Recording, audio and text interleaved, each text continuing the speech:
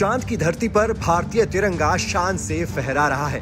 भारतीय space agency ISRO के mission moon ने चांद के दक्षिणी ध्रुव पर अपने चंद्रयान 3 की सफलतापूर्वक सॉफ्ट लैंडिंग कराकर दुनिया के फलक पर अपना नाम सबसे ऊपर कर लिया है। चांद के दक्षिणी ध्रुव पर उतरने वाला चंद्रयान 3 दुनिया का पहला स्पेसक्राफ्ट है। चंद्रयान 3 की लैंडिंग सफल होते ही बेंगलुरु स्थित इसरो के मिशन ऑपरेशंस कॉम्प्लेक्स में बैठे वैज्ञानिकों समेत पूरा देश खुशी से झूम उठा।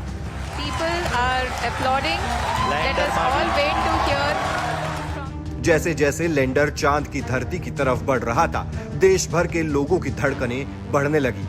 धीरे धीरे लैंडर चांद की धरती की तरफ सीधा खड़ा हुआ। इसके बाद धीरे धीरे लैंडर चांद की धरती पर उतरने लगा। जैसे ही 6:04 पर चंद्रयान 3 ने चांद की धरती को चूमा, पूरा देश खुशी से झूम उठा।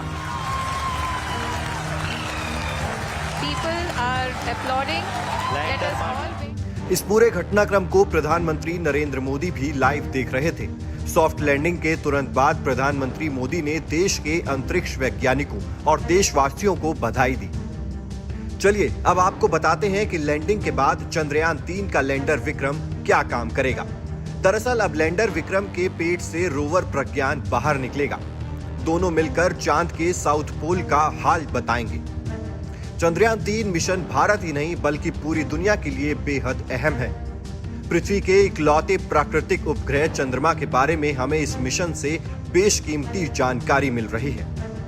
बता दें कि चंद्रयान 2 की तरह ही चंद्रयान 3 में मुख्य घटक रोवर है। चंद्रमा पर लैंडर की सॉफ्ट लैंडिंग के बाद रोवर उसमें से निकलेगा और चंद्रमा की सतह पर घूमकर शोध करेगा, जानकारी जुटाएगा। चंद्रयान 3 के रोवर का वजन केवल 26 किलोग्राम है। इसमें 6 पहिए लगे हुए हैं। इसमें बिजली उत्पादन के लिए सोलर पैनल के साथ बैटरी भी शामिल है।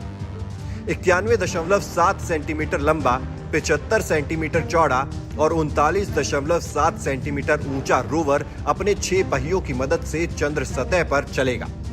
छोटे आकार और अन्य चुनौतियों के चलते रोवर केवल लैंडर के साथ संचार कर सकता है। इसका मतलब है कि अगर ये एकत्र की गई जानकारी लैंडर को भेजता है तो लैंडर इसे भारतीय डीप स्पेस नेटवर्क को भेजेगा।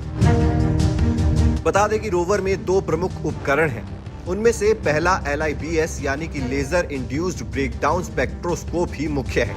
यह एक अत्याधुनिक विधि है जिसका उपयोग किसी स्थान पर तत्वों और उनके गुणों की पहचान करने के लिए किया जाता है।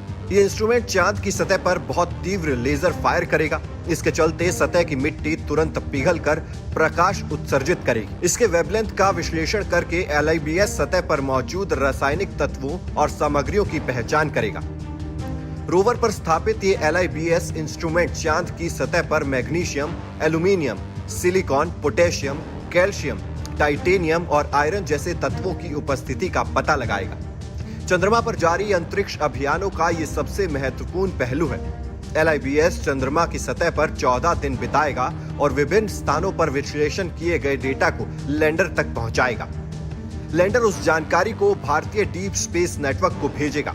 इस डेटा का विश्लेषण करके इसरो चंद्रमा की सतह पर तत्वों की पहचान करेगा। रोवर पर लगा एक अन्य उपकरण APSX यानी अल्फा पार्टिकल एक्सरे स्पेक्ट्रोमीटर है। ये चंद्रमा की सतह पर मिट्टी और चट्टानों में प्रचुर मात्रा में रासायनिक यौगिकों का पता लगाएगा। ये चंद्रमा की सतह और उसकी मिट्टी के बारे में हमारी समझ को बढ़ाकर भविष्य के प्रयोगों को और अधिक तेजी से आगे बढ़ाने का रास्ता तैयार करेगा।